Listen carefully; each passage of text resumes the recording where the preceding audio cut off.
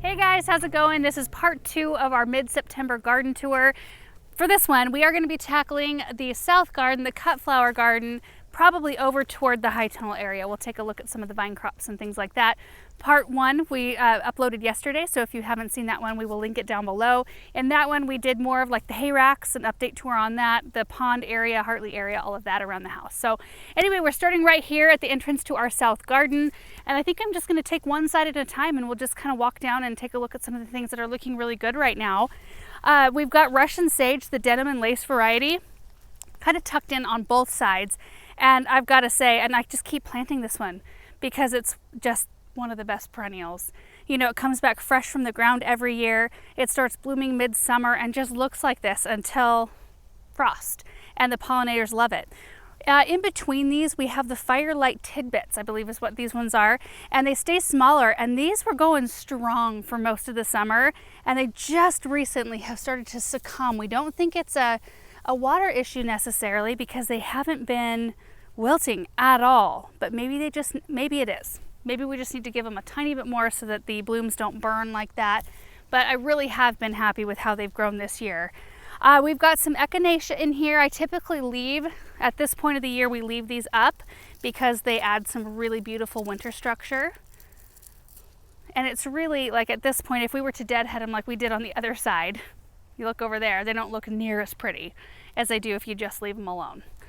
We've got Cat's Meow Nepeta that we never cut back this year. So this is what it looks like if you leave that first flush of blooms and let it come back with its second flush of blooms.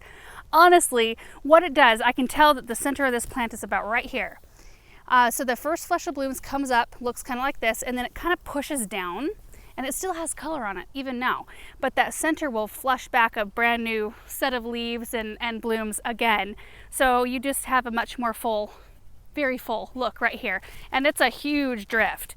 We've got some yarrow in here. It's backed by 9 barks. Also, I feel like I should mention that Shade Master honey locust because it has grown so much.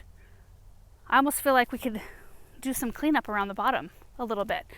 We've got Arctic Fire dogwoods back here, which have grown so much, and those will be a beautiful red stem in the wintertime.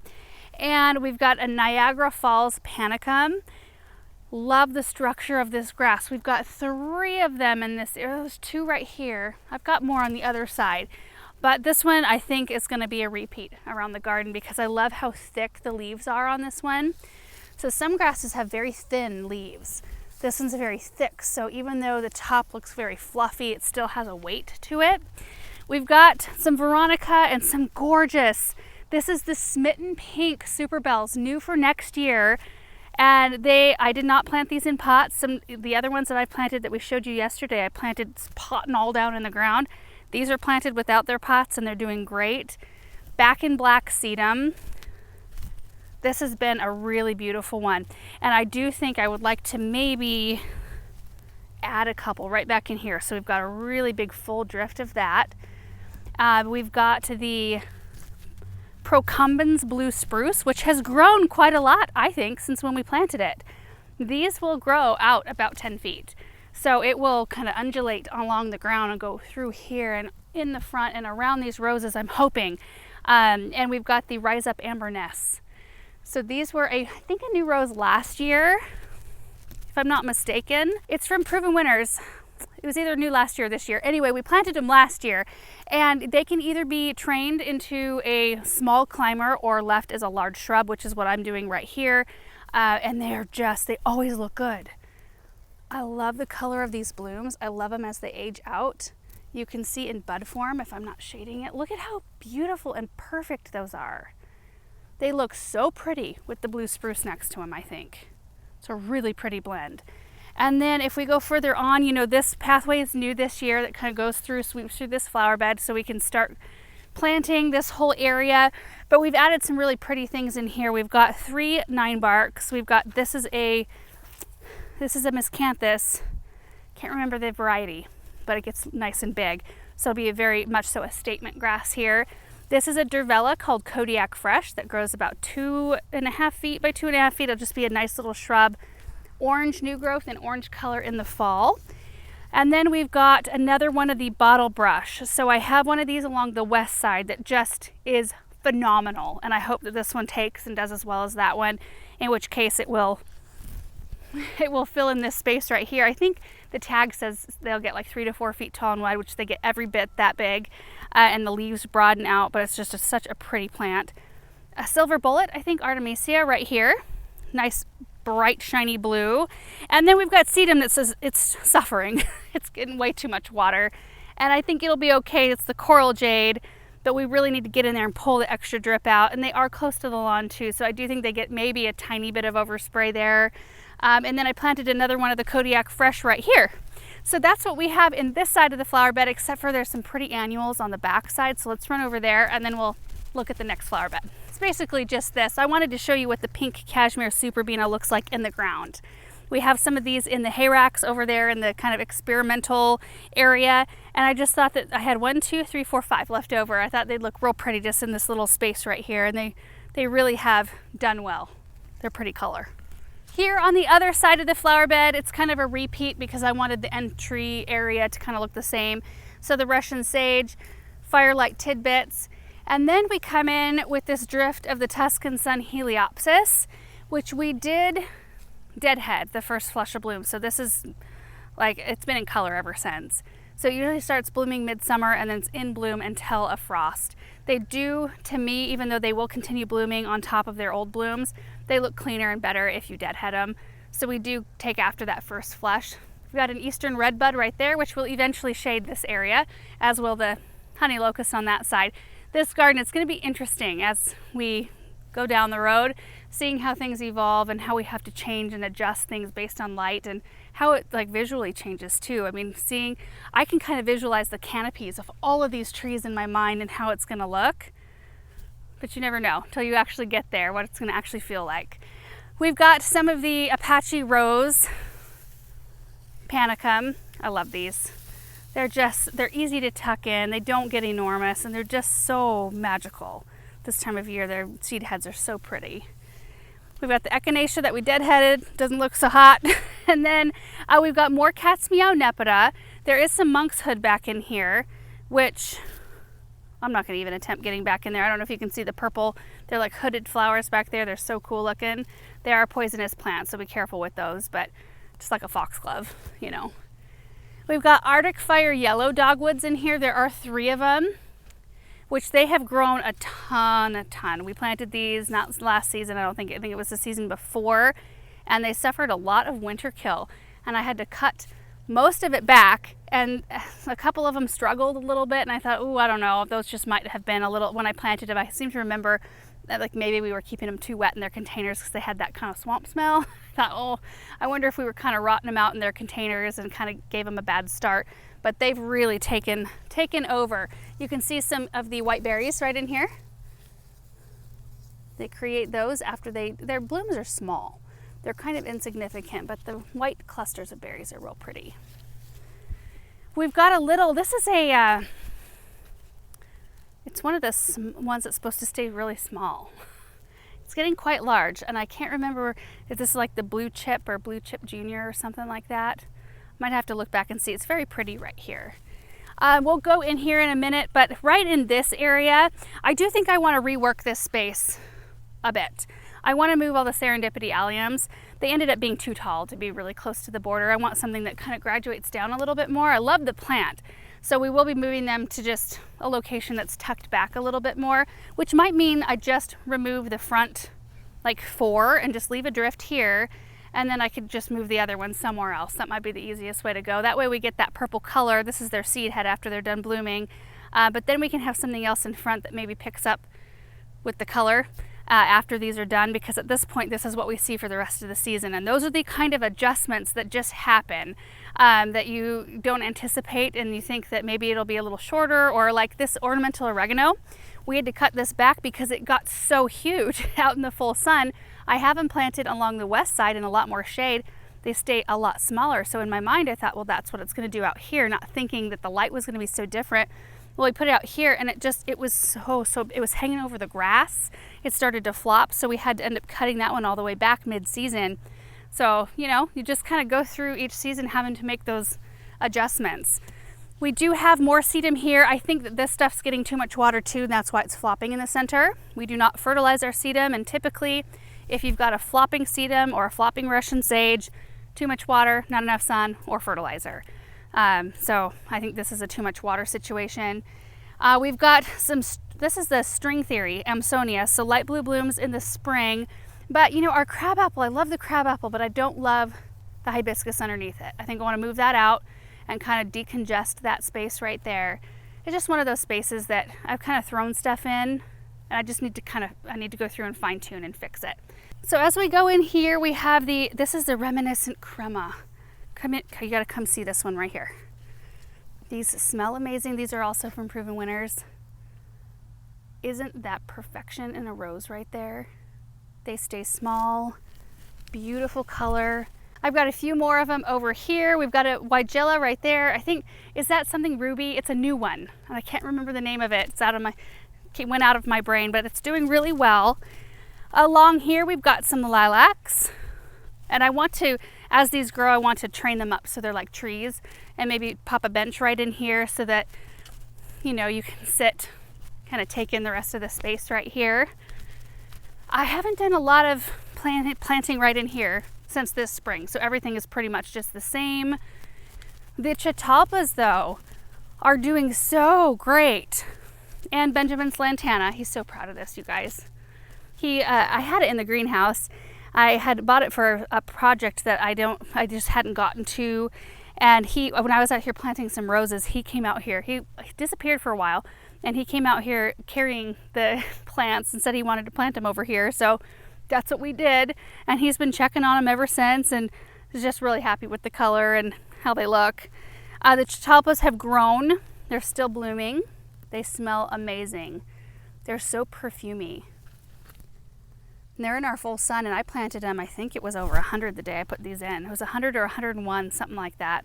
And I thought I was going to have to construct some kind of an umbrella to protect them, but no protection required. These are just really tough.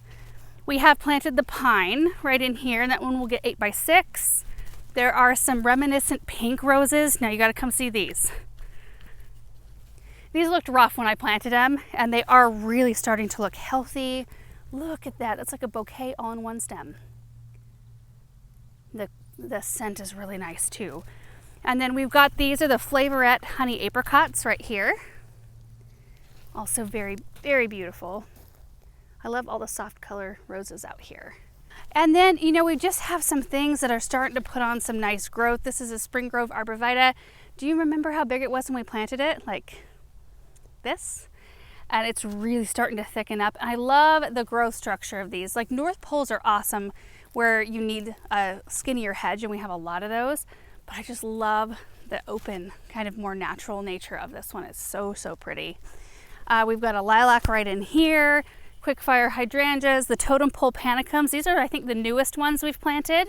So we'll see some others on the other side that are like twice the size, but these are doing well. I love the structure of these. And then we do have the 2 junipers right here that flank the opening of this walkway. And if you stand back here, Erin, you want to switch me spots? Sorry, I got you turned around. Having that strong structure right here at the opening, I think that does something for me, because that will lend a tiny bit of formality, and like it kind of beckons you to this area.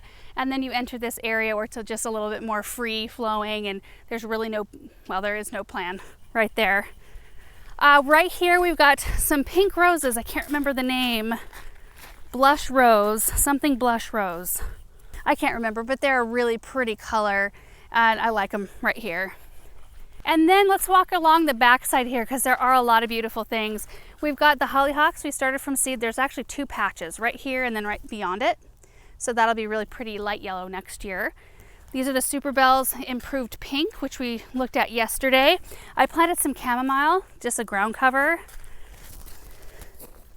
It smells like bubble gum to me. I think it's the best. And I want to have more ground covers like this all over the place. It helps with weed suppression. It helps keep the soil cooler. You don't have to use as much water, and they're just really pretty. Less mulch too. We've got Russian sage in here, limelight prime hydrangeas back there. This is the pink dawn salvia, which has already done its second flush of bloom. More back and black sedum. We've got a Cheyenne Sky Panicum just tucked in there, a little grassy texture. The Ruby Chip Junior, or Ruby Chip. I don't know why I want to add Junior to everything. I think this is Ruby Chip. Buddleia with the Lilac Crush Hibiscus, and I'll get in here. These have been a pretty stunning show all summer long. Look at that. Big, beautiful, oops, I just broke that one. Big, beautiful blooms. More on this side of the plant right now, but there was a time where these were just loaded, and I can see a bunch of buds right now. Aaron limbed up his pyramidal cypress trees before they were kind of lower. I think he's hoping to encourage some upward movement, but they've done real well, and their bark is real pretty, so it's nice to see some of it. We've got some osteospermum. These are the Horizon Sunset. So, yeah, I think that's it. They look beautiful right here. Full sun all day long. They're backed by the Mr. Mustard Spirea and the Montana Moss Juniper. I love that blue with the color of those daisies. They look like daisies. That's what I call them usually. They're so pretty. I wish they were perennial. Black lace elderberry. We've got some ground cover thyme right in here. Remember when we planted these? They were just little 4-inch cups. I love seeing that happen. We've got a blue hibiscus right back in there. We'll put the name on the screen because I can't remember. Some Monarda in here, Baptisia, daylilies. I put another one of the Kodiak fresh Dervellas right here. Then we've got honeyberries in here, and that kind of does it for this area. Now this birch tree, this is a Royal Frost. Most of the leaves turned fall color already and fell off. We're not real sure what's going on, except for it has sunk, so we dug around and we might have to lift it and get it higher. You know, I don't know. It's still like all the branches are flexible. We'll have to see what happens with it. Kind of a bummer. We recently came out and harvested our first grapevine, the Niagara seeded grape. We're going to be doing the second one here soon, and then we've got some beautiful red grapes, the red Suffolks in here. You see all of those in there? They are so beautiful and they're so tasty. So good. And our raspberries are doing great. I can see all the wasps. Can you see those, Aaron? They're just like flying everywhere right now. Fall golds. These are the new ones that we planted this season. Ooh, these are perfect. Favorite raspberry right there. So, so good. I need to get out here and harvest these again. And these. They're all doing really well. And so are the blackberries. They've really taken off. We had a couple of volunteer sunflowers come up, and we're letting them do their thing. They're not wanting to get super big, so that's nice. But we've also got blackberries starting to ripen there. Another flush of berries, which is really fun. Okay, rose garden. First of all, we did clean out the entry containers because they were turning into sweet potato vine monsters. That's all you could see. I had planted one of those upside kiwi, potato vines, and you could almost not see the obelisks in the containers anymore, and you couldn't see the pots. It just looked like a lime green monster out here. So we cleaned those out so we could see the structure again, which I love, and then we will be putting some fall stuff in there here shortly. But I just want to like back up over here and take a look. It's just a pretty view toward the flower shed. Take a look at this rose garden. The pink section, which is the section that's the most full, is the most full because my eye goes toward pink roses, so it was easy to pick all of those out. This row here is our purples and reds, which there are some really beautiful ones. We've got a white row right here. We've got 2 yellow rows, yellow skewing apricot, and then 2 apricot skewing pink rows, and then 2 pink rows. But there's a few. Let's take a look. Like this one's Quicksilver. Look at that color. Oh my gosh. And some of these are outdoing themselves. Like maybe I should have made my walking paths a little bit wider. Aaron's laughing behind the camera. I think he said that I should probably do that earlier on. This one is Ebb Tide, I think. Yeah. Look at this. Ebb Tide. We've got Brick House. Ooh, what is this? Look at this. This is a Stiletto, I think. No, Black Lady. Look at how beautiful. Oh. Okay. Coming back this way. Here's a Charles Darwin right here. This one is Molino. I am not sure what this one is, but it is gorgeous. I need to get in here and get these all labeled so it's easier to tell you guys. This one is gorgeous. Same thing. I'm gonna have to look around for the label, but oh, it's so pretty. This one is Princess Charlene de Monaco. So delicate. Louise Clements. I love this one because look at this. They come out in these huge bouquets. I could cut this one stem, take out this middle one right here, and you have yourself a beautiful bouquet right there. I love it. Also, is it Abbé de Cluny? Oh, both of these on the same plant. So see this one? This one's a little bit more aged. This one's a little bit younger. And this is it in more of a bud stage. A couple more interesting ones before we leave the rose garden. And I think what we need to do is I need to get all my labels out and then go one by one and do an actual rose garden tour. That would be probably a little bit easier. This is Lita Rose. And these just have the slightest little blush of purpley pink on the edges. I've used them in a couple bouquets and they're awesome. This one is Sweet Mademoiselle. Right here. Look at that perfection. So that's a little bit of what's going on in the rose garden. I'm really happy with it. So much fun. This area right here is primarily annual cut flowers, and things are still looking really good. We have pulled some things, but you know, we've got Cresspedia here. There's straw flowers, pincushion flowers, bells of Ireland. We've got a whole row of snapdragons right here, which really took the deadheading that Monica and I gave it really well, and it flushed back beautifully. We had campanulas here, but I'm thinking of cover cropping in here shortly. We've got Status looking phenomenal. Status looks phenomenal all the time because it dries beautifully. So you get, you know, really pretty color on all of it. The zinnias, though. That was a late crop. I direct seeded these out here. I didn't thin them, just popped them in the ground, and they have done beautifully. And we've got Rudbeckia all kind of on the interior, but maybe if we popped on the outside and took a look, we could see them better. Because I think that's probably the best looking thing, those and the dahlias right now. Look at these. These are California giants. They're supposed to get 36 inches tall. I'm 5'4", just to give you an idea. They're enormous and they're huge, and they're what you see from the driveway, which makes me really happy because you get greeted by this huge, big, you know, beautiful color show. There's so many different structures and colors going on here, and they just look so fresh because things do get tired. You know, our other zinnias are looking kind of tired. Our dahlias, on the other hand, though, have really just boomed. I'll show you a couple of my favorites. Checking for thrips. Zero thrips in that one. One thrip, that's not bad. That could be like a normal year. It's when you get like 25, 30 thrips from one bloom that was the problem earlier on. There's 0 in that one. Let me find a dinner plate. Hold on. This is excitement right now. Look at this. Look, you should get close on this one. Isn't that interesting?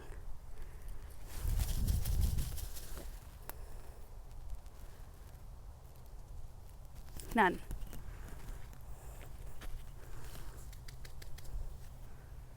One.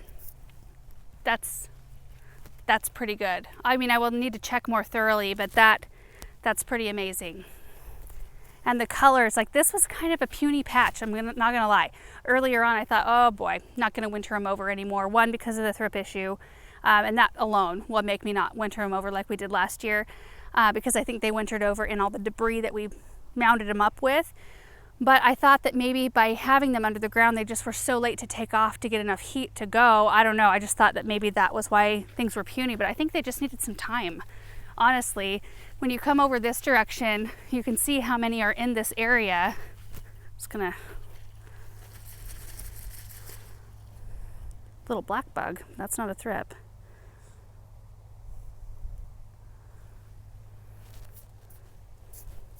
Oh, nope. Oh, yeah, that one has some thrips in it. Can you see those? I see 4. I don't think so. Really? No, 3. There was 3 in that one. That's still way better than before. Yeah, there's just some really beautiful varieties in here. I don't know, I'm kind of feeling right at this moment like we might dig. So that's something I said we would never do again. We will never dig these stupid dahlia tubers ever again because it's so much work. But we might, maybe we'll just tag like a few of each variety and dig not 100% of them, but a number of them. I want to show you just some close-ups of a few of my favorites. Right here, I think this one was labeled La Luna. The big dinner plate with a little bit of yellow in it. This right here was part of a Beausoleil mix, I think. I don't know if I'm saying that right. Here's the peaches and cream right here. I love that. I love this whole row. These are the Sweet Natalies right here. Look at this one. It's so creamy. Oh, so, so pretty. And I don't know. Oh, the Jerry Hoke. Jerry Hoke. I can't remember if that's how you say it, but look at this. It's got a glow quality because of that yellow interior, but it's just that soft pink, and it's a water lily type, which I like a lot. These are the Wizard of Oz right here. That's a good one right there. This is the Bloomquist Tory P, and I love how it looks when it's younger. It's got that little blush in the center, but look at it as it ages. It's pretty at any stage. Come in here and take a look at this. I don't know what variety this is, but I love the clear yellow with that orange center. It looks so fluffy. These are really easy to work into an arrangement too because they're not so big. You know, the great big dinner plate, like these types, they're stunning flowers, but they are tough to work into flower arrangements because most of the time, unless they're a variety like this with a thin stem, most of these have great big thick stems and they're unyielding. Like they won't manipulate. You have to just stick them in there and then work around them. These are easier to kind of mold how you want them to be. Let's head up and look at some of the perennials. So this section of the cut flower garden is definitely the most cleared out. Along the back edge, we had 2 rows of sweet peas going that were very full. We probably cleaned those out 2-3 weeks ago. And then we had our wheat growing and that's cleared out. We have our row of foxglove right here, which they've done beautifully, just beautifully. There's a great big bumblebee I just saw. But we've got white and peach and lavender, and these will come back this next year. These were a first-year bloomer. We started these from seed this year. Then we've got our row of strawberries right here, looking pretty good. We need to come out here with some chelated iron, but I think we'll get 1 more season out of this, the strawberry row being here. Then the mother plants will start to peter out, and I want to do something in a raised bed for strawberries anyway, so that's probably the direction we will take these. There it is. See that big old bumble? They love the foxglove. It just went in right there.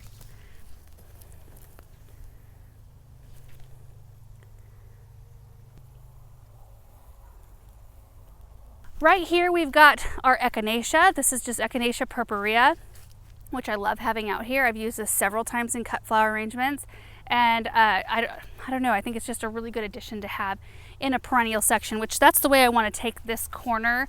I think mostly just perennials, so once we get it set, it probably won't change. I would like to have maybe some peonies in here, and then a lot of perennials like this that will be good for the pollinators. I don't have to plant them every single year, and they're just tough plants.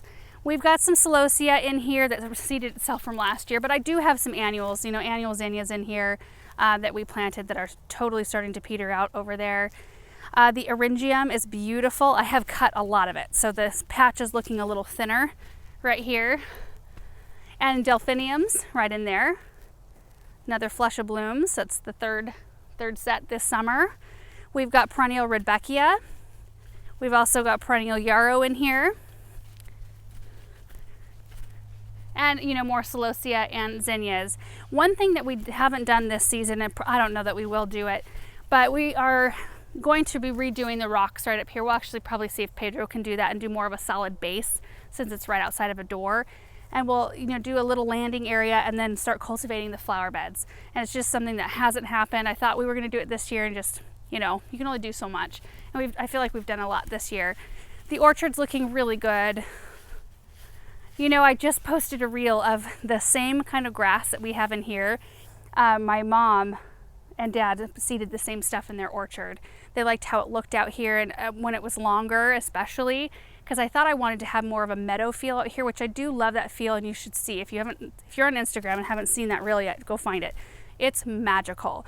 They let their RTF grow all the way up to its full size, and then they put some cosmos in there with it. So it's just like this huge menagerie of white cosmos and tall, like grass that sways in the breeze. But it makes it's very hard to navigate. So, Aaron, you've mowed this like maybe every other time you mow? Mm-hmm. Yeah, for a while there you were doing it every week when it was really growing, but it has made it nice, guys. I mean, it is different and definitely longer than our lawn grass, but you can get in here, you can see the fruit. I don't know. It just is nice. The nectarines are ready to come off. Almost. There's some on the ground. A little smaller than last year due to my lack of thinning, but they're still tasty. Over here, the plum bore a ton of fruit this year, which was great. I did a hard prune job on that last year. Here's another nectarine we planted this spring. Here is the Alberta peach tree that we just harvested, and I left a few on the tree because they weren't quite ready. And then we've got the Snow Beauty white peach here, and then we've got a Fuji apple tree here. We will take off into the south garden now. Okay, so we're gonna start on this side and make our way around. I wanted to point this grass out though first, because this one has been such a great performer so far. This one is the Lemon Squeeze Pennisetum. And this is about its max size. I love the plumes that it has, and it's got more of a chartreusey yellow sort of leaf color. So even before it starts to bloom, it really shines. It's a very bright spot in the garden. I've got 3 of them right here. There's a Vanderwolf pine right behind. I think it's a really pretty look. Okay, starting down this side, we'll probably just bounce back and forth. There's a lot of pretty things going on in this border, and I really like how the layering has taken shape. And you know, not all areas do that, like some of the areas we looked at before. Sometimes you have to make adjustments. This one has happened just to go really well. A lot of these things we pulled out from the north garden, back where the pond is now. All the sedum came from back there. Dug all that out and brought it out here, as well as the Tradescantia that you see, or spiderwort's another name, that you see blooming, the perennial geraniums, the iris right here. All of that came from back behind I say behind the gazebo, is in the north garden. We've got pufferfish hydrangeas throughout. There's 5 of them. And then we've got some pink veronica, the blue fortune agastaki. This is the Supertunia saffron finch, new for next year. It speaks for itself right here. It's just so beautiful in this spot. Oh my gosh. And then these roses, we'll put the name of them on the screen. We planted a whole bunch of them. They're a fairly new one, and I love them. There are 3 in this location. We've got, I think, 16 I planted over on the other side that are a lot smaller than these so far. They were a lot smaller. They were bare root when I planted them, but we'll see those in the end. But they're backed by a coral berry. We've got baptisia back in there, a smoke bush, one of Aaron's bald cypress right there. It's all limbed up. It looks like kind of like a lollipop right now. Perennial geraniums in beautiful bloom. That blue looks beautiful with the yellow right there. And then we've got a ginger wine 9-bark doing its thing, some yarrow. This is a desert plains pennisetum right here, so a little bit of a different look. And I've got some other ones we'll take a look at. This one almost has more of a lemon squeeze look to it than the other desert plains, but we just planted this, is a Monty blue spruce, and that's almost full size right there. Aaron suggested that we just do this side of the border and then come back doing the outer part. I think that's a good idea. This is more iris from the back north garden. We've got a crabapple here, and then I'm just going to stand next to these spring groves because this is the first plants we planted out here. Maybe we can harken back to when it looked like I was planting on the moon. It was so bad out here, you guys, just white dirt. So we've come a long way. These were they maybe waist or maybe a little higher than that ish. They are doing well. I'm very pleased with how they're doing. There's 3 of them in here.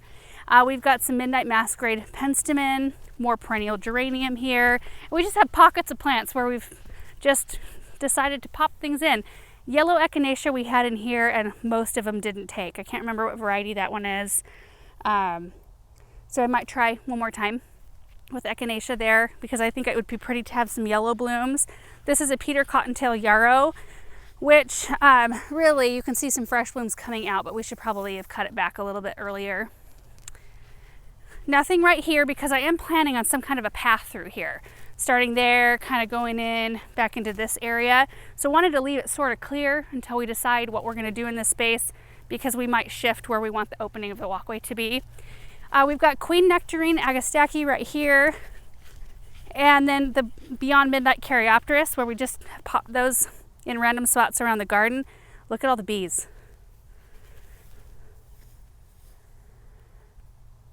Honeybee Haven. Wow. Niagara Falls Panicum. Aren't those beautiful? Oh, I'm thinking it might be pretty just to do a few more of those in this area and have just this big bank of grass. So gorgeous. I just planted some rugosa roses right here, and there's a Centara double blue lilac. Now that is a Scotch pine right there. And then again, another opening, because I'm thinking the pathway might come out somewhere right around in here, kind of meander through and come out here. I'm not sure yet. We've got some of the reminiscent coral roses right here, which were looking fairly rough at the beginning of this season, so I'm excited to see what they're looking like now. Looking a little bit strange though. Oh, thrips in that, pretty big time. Yeah, a thrip rose has a definite look to it. We've got a ginger wine 9-bark we just planted, and some asters looking beautiful. And let's see, White Wands Veronica, these came from behind the gazebo. And we've got some Blonde Ambition grass right here, the blue grandma grass. This is the same one that we planted back behind the pond that I love so much. Tiger Eye Sumac. I'm going to be thinning that out here. As soon as we get to enjoy its fall color, I'm coming out here and I'm going to be pretty vicious with it. I'm going to take a bunch of it out. So it's liking its location for sure. For sure. I did come out though and I cut it away from our little spruce. When I planted that spruce this spring, the tiger eyes was way back. Like it wasn't anywhere near it. Well, I mean, it was near it, but not like it is now. So I cut a bunch of it away because it was completely covering that.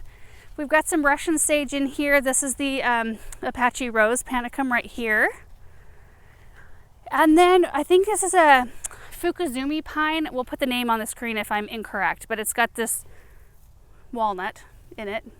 The squirrels have been bringing over walnuts from our neighbors like crazy, but it's just got this really neat look to it, and the needles even kind of have like a little curl to them. I just love the structure. I think this one grows like 12 by 6 or so, I think. Maybe it's one that gets a little bit wider, but it's just got such a neat shape. Recently planted these coral berries in here, and this is an area I just have kind of neglected, need to work on it for sure. Looked a little fuller a little earlier on. We've got some echinacea we started from seed, both of these. This seed must have got mixed into the purpurea tray because that's definitely a different variety. We've got some twizzle coral penstemon, some boom chocolata geraniums. This is the Supertunia Viva orchid. Oh my gosh. This isn't even that many plants. Like 1, 2, 3, 4, maybe 7 in this space. Incredible. My goodness. I love it. I did come in and planted, these are a cream colored rose right here, cream blush I think is what they're called. And then we've got a Daub's Frosted Juniper and a Bonnie Blue Spruce. That caps it for the interior of this area. So now, do we want to go from that side and go back around this way?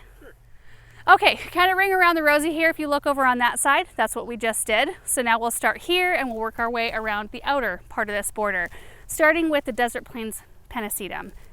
Beautiful ornamental grass right there. I mean, tip to toe, seed heads, just so much interest. But this here, oh, Beyond Midnight Caryopteris.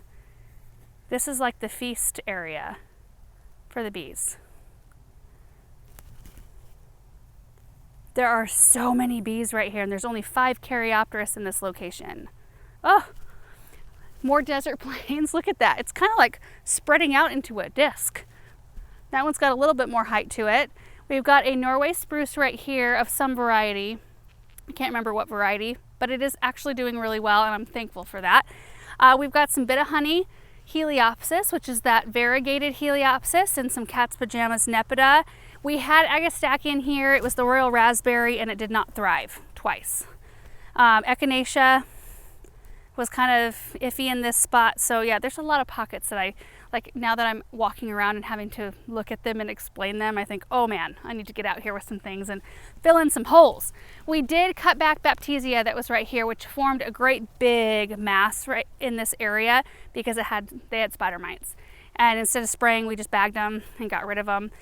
Just to get them out of here so that the big population, the plants that were hosting the mites, were gone. Haven't really noticed any other damage in this area. We have the London plane tree there. It's the exclamation variety. And then the all dressed up rose. There's 3 of them here. They've been such a stunning plant. And it's not even all their blooms. Look at the leaves. They're just glossy and green and healthy looking. All of them. I love that rose. Totem pole panicum. So we looked at those littler ones on the other side. These have got a little bit more height, maybe even less than the ones over there, but they just become this very robust grass, but they stay to themselves. They don't get super wide.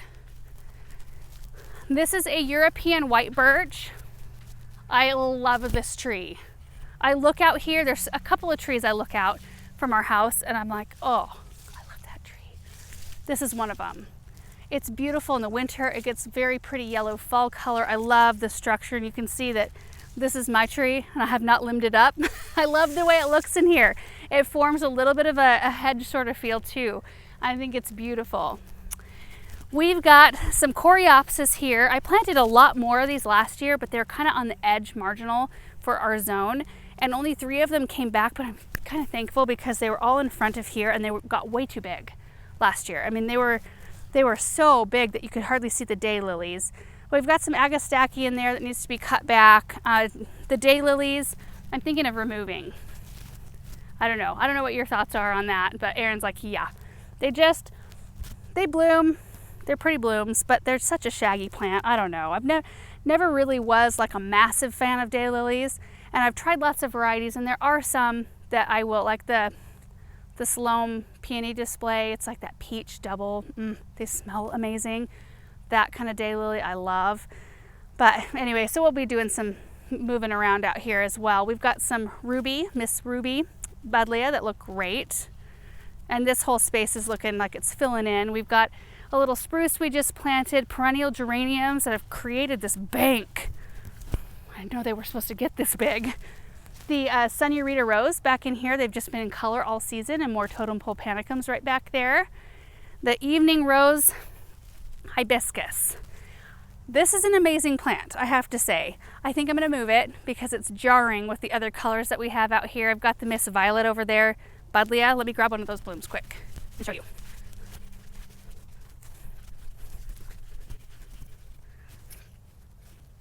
Those 2 colors to me, I mean, I know they're both bright colors, but this looks more cool and this looks more warm. And when I look across, I don't know. So I think I'm going to move this because I do believe that we could continue on our Limelight Prime hedge and put another one right in here. We've got 6 currently, and I think it'd be pretty to kind of finish that rung. It feels like this caps it weirdly, you know what I mean? Like it's too close to the border or something. So I feel like moving this somewhere else might be a good idea. We'll see.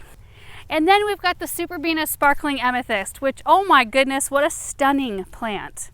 It's going to be really hard to not want to repeat this one out here every year. Like, just save this spot and let it be the Superbena, because you cannot get from a perennial the kind of show that you get from an annual, because perennials flush in and out of bloom throughout the summer. You have to cut them back, you have to deadhead them, all those sorts of things.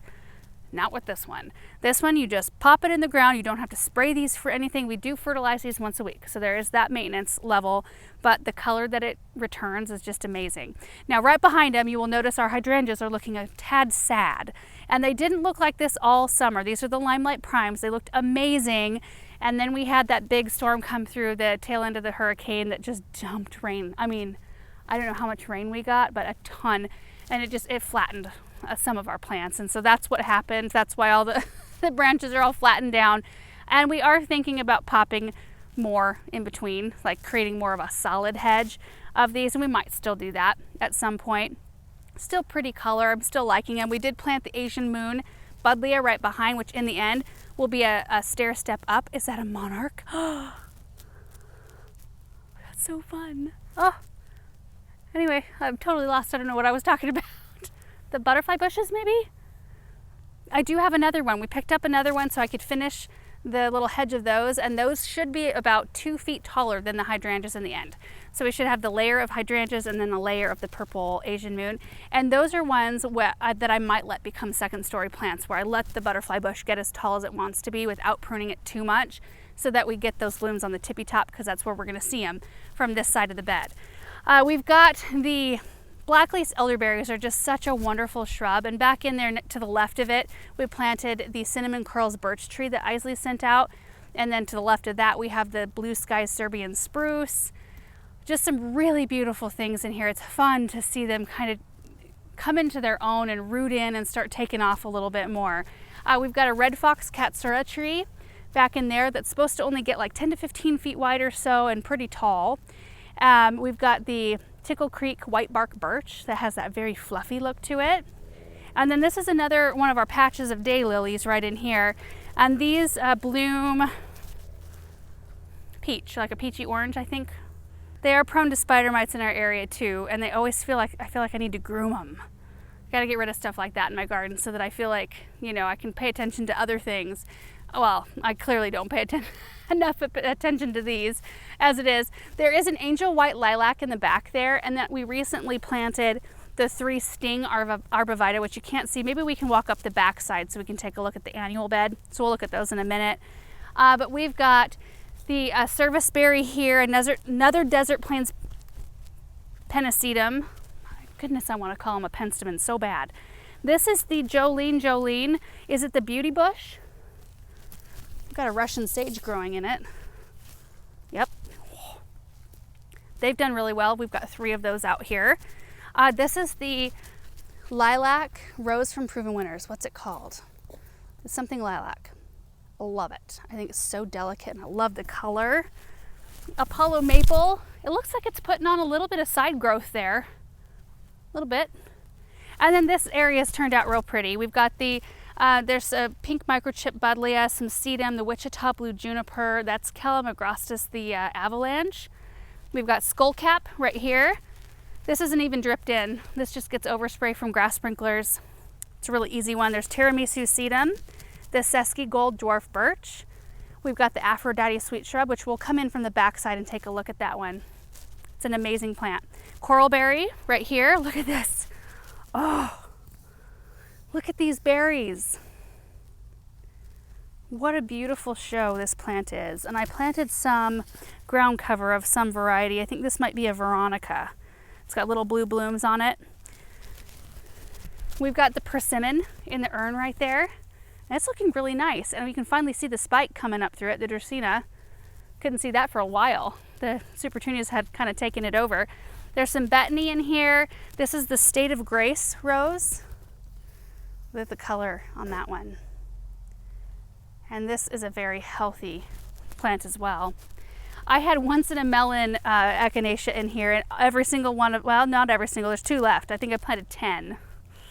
I think I want to try again because I would like that melon color in here with the Miss Ruby, or Miss Violet rather, buddleias right behind it.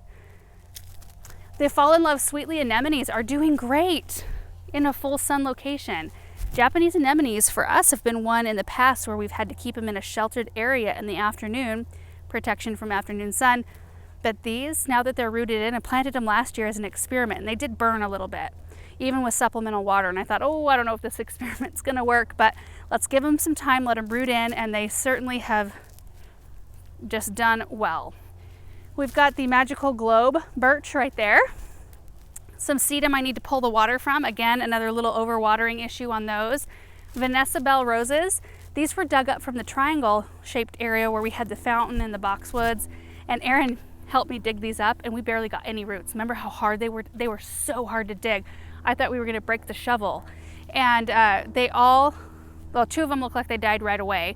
And one of them looked like might survive, and then 2 of them looked dead this spring, and one of them looked like it might have 1 cane that was alive, and all 3 of them sprouted up and came out of it. some denim and lace Russian sage, and this is the double twilight super bells right here, which has turned out to be an absolutely beautiful ground cover. It struggled there for a minute, but I've had really good luck using super bells in the landscape for the most part. Double play Dahlia spirea here. Benjamin and I just planted these Siberian iris. This is a Korean cedar here. And this is another one of the trees that I look at from our house because I've got kind of a straight shot from one of our windows and I see this weeping white spruce and it's got such a strong structure to it. And it makes me happy every time I see it. I love it. We've got another Centara blue lilac right here, and then we've got a whole bunch of the pink roses that I was talking about earlier on. What are they called? Put it on the screen. Ringo double pink, maybe? Anyway, we'll put it on the screen, but they were all bare root, and I'm hoping that they all just take off because I think this would be a really beautiful bank of those pink roses, and they always have some color on them. So let's go around the back side here. We do have some remnants of the hollyhocks we planted. These I started from seed. These are the double champagne, majorette double champagne. Look at that.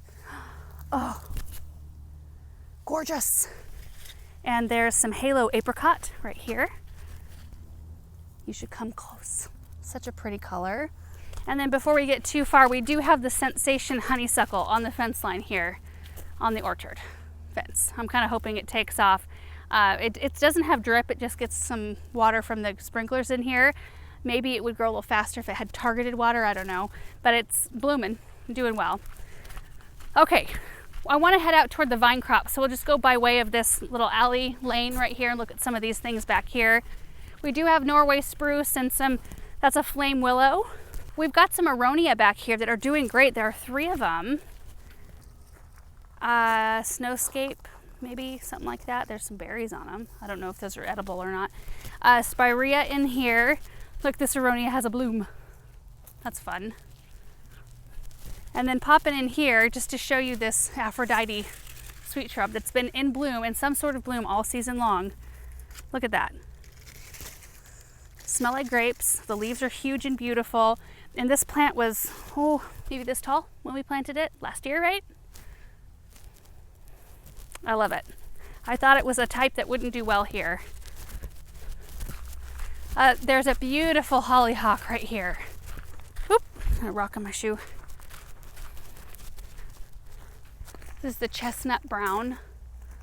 Look at how gorgeous that is. My goodness. And then those are the Sting arborvitae that we just planted. Those are the ones that will get like 18 to 20 feet tall and 12 to 18 inches wide. So we'll have 3 pencil evergreens popping up from back here.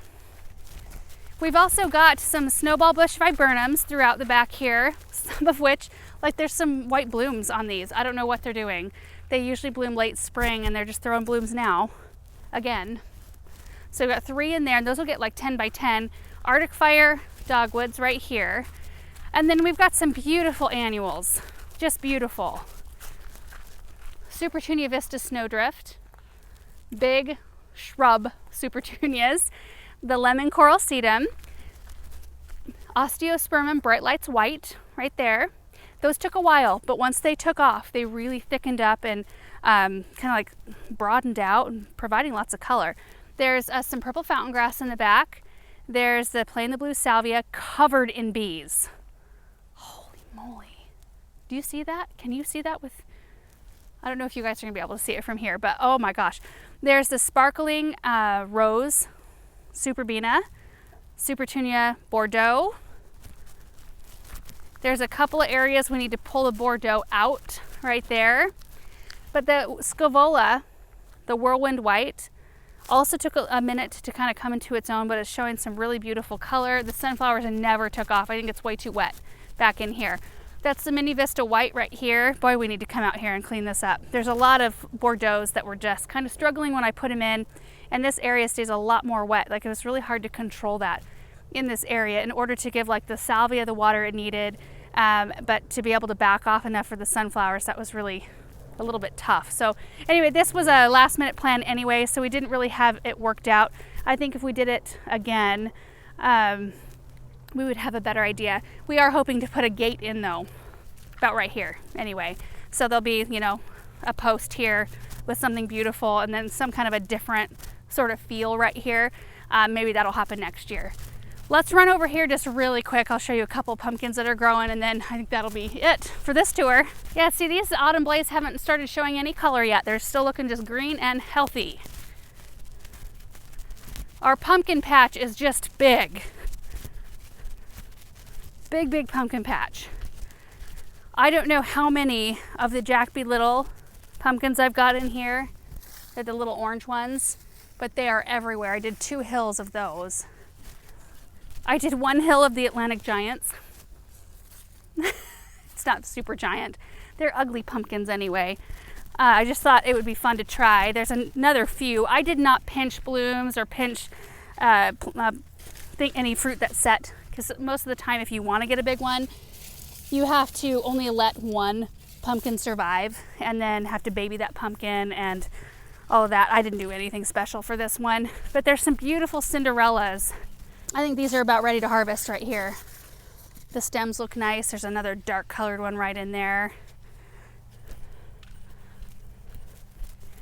It's going to be an interesting experience to come in here and harvest all of these. I'm going to have to be very careful because I'm guessing that there's black widows all over in here, based on how I found them in the tomatoes and the peppers down there. But we've got some beautiful, look at this, with the white pumpkin. I just saw a great big, what is this? What kind of pumpkin is this? That's a big one. See that in there? I don't know what kind that is. One more thing, and then we're done. All right, so this is the last thing. I just wanted to show you how the artichokes are doing. We've got some beautiful ones going on the plants here. The Rosella hibiscus right to my left. Those we also started from seed. I haven't been able to harvest any buds yet, or I guess it's not buds, it's the thing left after the flower is done that you harvest, right? I haven't had any flowers yet, but we'll see. We still have some season left. In fact, I've got corn right here that I left up because I want to use these for fall decorations, and I just am not quite there yet. I mean, mid-September, we're still like 86 today, I think it's the high, and things are just rolling. We're still in flowers and harvest and all of that. It doesn't quite, I mean, it feels like fall in the mornings, but it just doesn't feel like pumpkin and cornstalk fall yet. I'm sure we'll get there here pretty quick, but just standing in here, I can tell that we probably have aphids or something because there's ladybugs everywhere. There's one, there's one, there's one. There's a larva for a ladybug. And usually where you find that, it's where their food source is. I don't know, I don't see any, but beautiful artichokes, and it's just fun to see that. We don't harvest and eat them. Typically I let them bloom and just enjoy the way the plant looks. So anyway, that is it, you guys, for part 2 of our mid-September garden tour. Tons to see, good and bad. And you know, towards the end of the season, a lot of times you get more on the bad side of things because a lot of plants are just tired and they're ready for their winter rest. But I feel like this year has been a good one. We're both really encouraged by how things have grown. A lot of our trees are putting on so much growth, and that is fun to see. So anyway, thank you guys so much for watching this tour. I hope you enjoyed it, and we will see you in the next one.